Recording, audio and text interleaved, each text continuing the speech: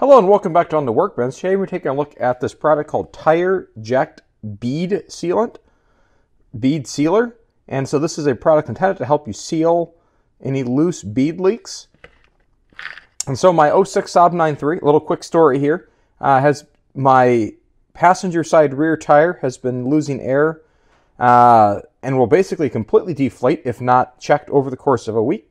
I was out of town for a business trip not that long ago. Came back and the wheel was at 0 psi. I've taken the wheel in to a local tire shop. They inspected it for any holes or anything else they had wrong with it. They took the tire off and came to the conclusion that there was an issue, and they thought the rim was a little corroded, and they recommended me buy a whole new set of rims for all four wheels. Of course, they want to sell me new wheels. Not opposed to it, but I like my Saab wheels. I'd rather buy new Saab wheels.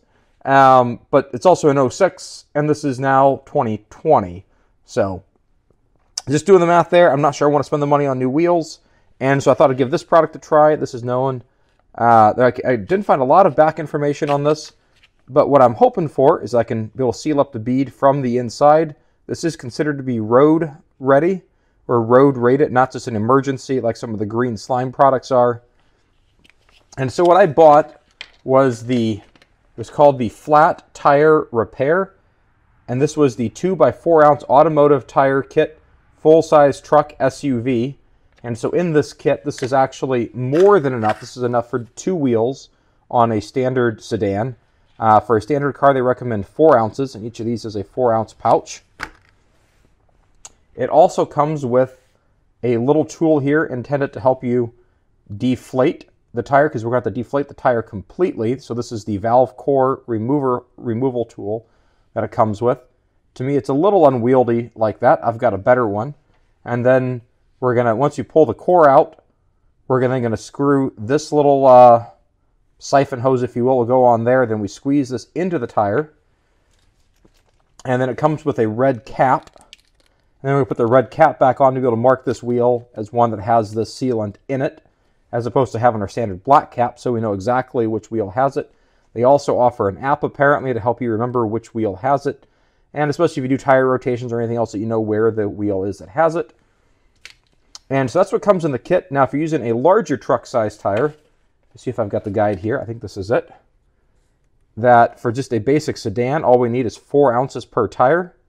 For larger trucks, you might use 6 or 8 ounces. So this full-size truck kit that I got is intended to put both of these into a full-size truck or full-size SUV with tires over 245, 65, 18.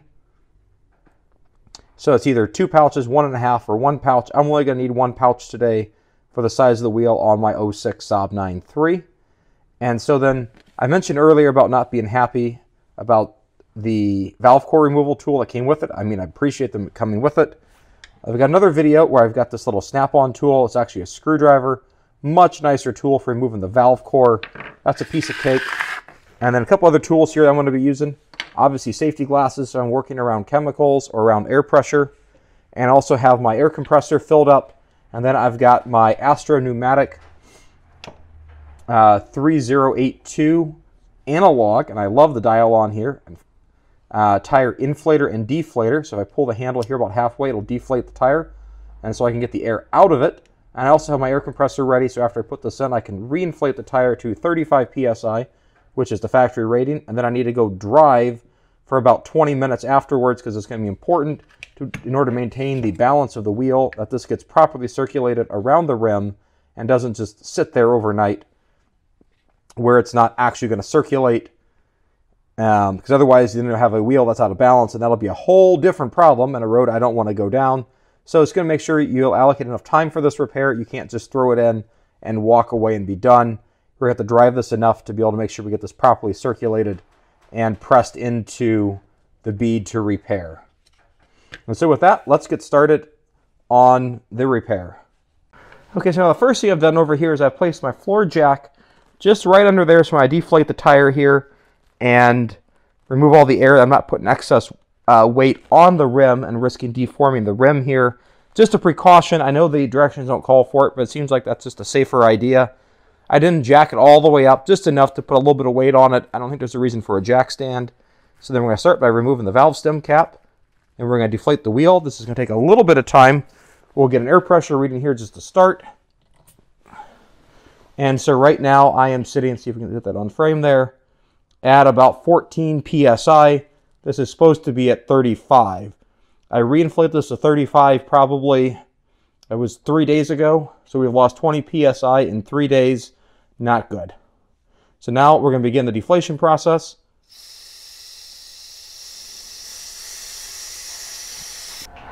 Now my gauge is showing that we're at 0 PSI. I've still got just a little bit of a hiss when I pull the handle halfway, but we're not talking much, so we're going to disconnect this. We're going to take this off of the valve stem. Then now I'm going to use my valve core removal tool, and I'm going to put this in here. I'm going to begin the process of screwing this out. There's always a chance if I'm lucky when this comes out. And we're going to inspect this for wear. And just looking at this valve core here actually looks like it is still okay. I didn't know if the seal on it was going to be broken or not. So we're going to keep that clean and set that aside. Now with the valve core removed, I've got the straw here. Basically, this has a little flip on it here. All set up here, and then I'm just going to press this over the valve stem. And this should squeeze on just kind of like you're squeezing an applesauce if you've got any small children.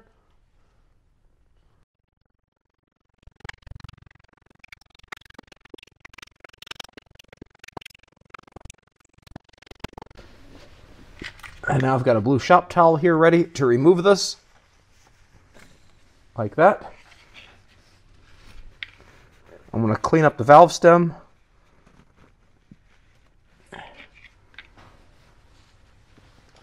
And then I'm going to use my tool here to reinstall the valve core.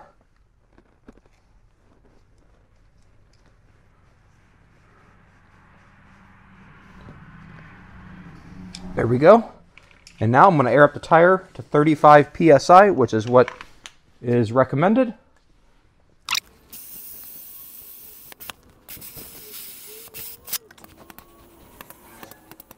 There we go. That's exactly where I want it, 35 PSI.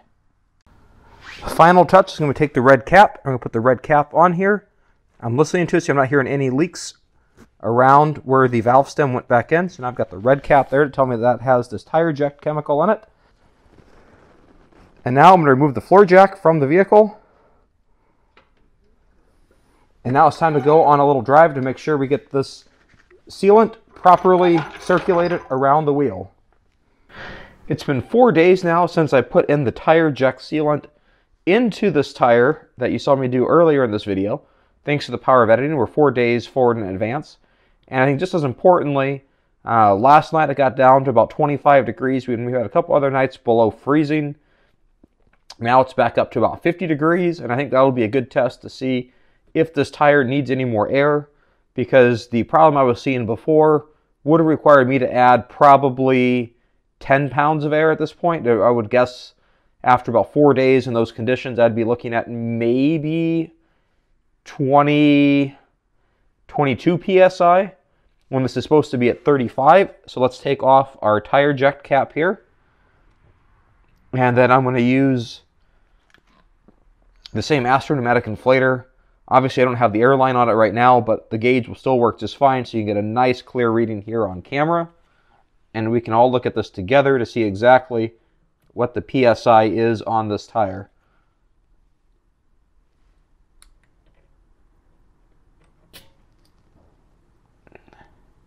And so it looks like it has dropped to 30 PSI, 31 PSI. From 35, so we have had a little bit of loss, but that's definitely better than what it was before, because before it was at 35. So is the product working? Maybe. I'm not going to add any air right now, and I'll check back in a couple of days to see where we're at, to see if our loss has stabilized, because maybe we had a little bit of loss as it got seated and created the seal, and then maybe we've stabilized at 30 or 31. in which case I'd be happy.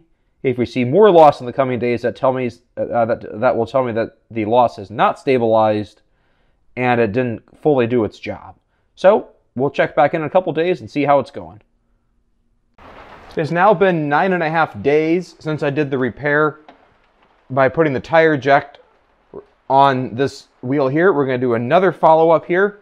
We use the same Astro pneumatic tire inflator. Again, no hose on it right now. We're just checking the pressure.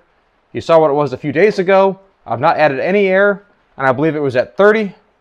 And we're going to check and see what it's at now and see if it held constant at 30 or we've lost any more air. Just tell us what we think about this product.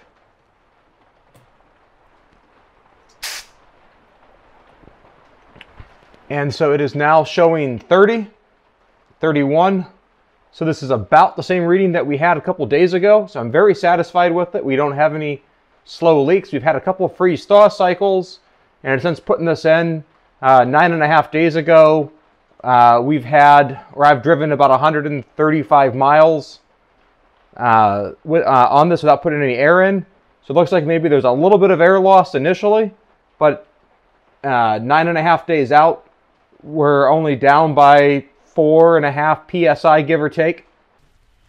It has now been 19 days since I put in the TireJect, and so now we're going to check this again.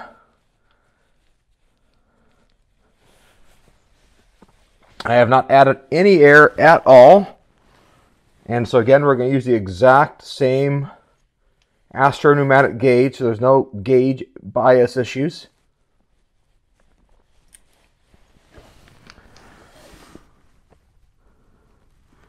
It's interesting, I can tell there is a bit of some gunk here around the outside edge. I believe this is actually a rubber seal from the inside of the cap. Came out. Not going to hold that against them. It's just an extra little feature of the cap that we had there. Not really gunk. So now we're going to put on our gauge and see that this is at about 28. Now granted, right now it's about 8 degrees inside the garage here.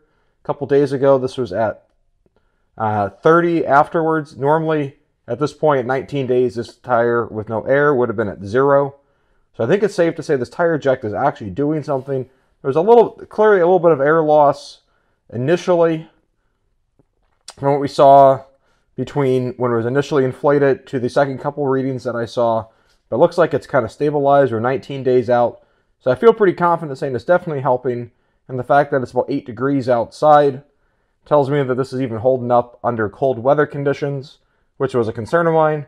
So, I don't know. I think it at least works. Your mileage may vary. If you've had any other experience with this TireJect product, put in the comments below. I'd love to hear about it. I'm sure other people would love to read about it too. If you found this video useful and interesting, give it a thumbs up. Check back here for more great content, and I'll see you soon in another video. Thanks, and have a great day. Bye.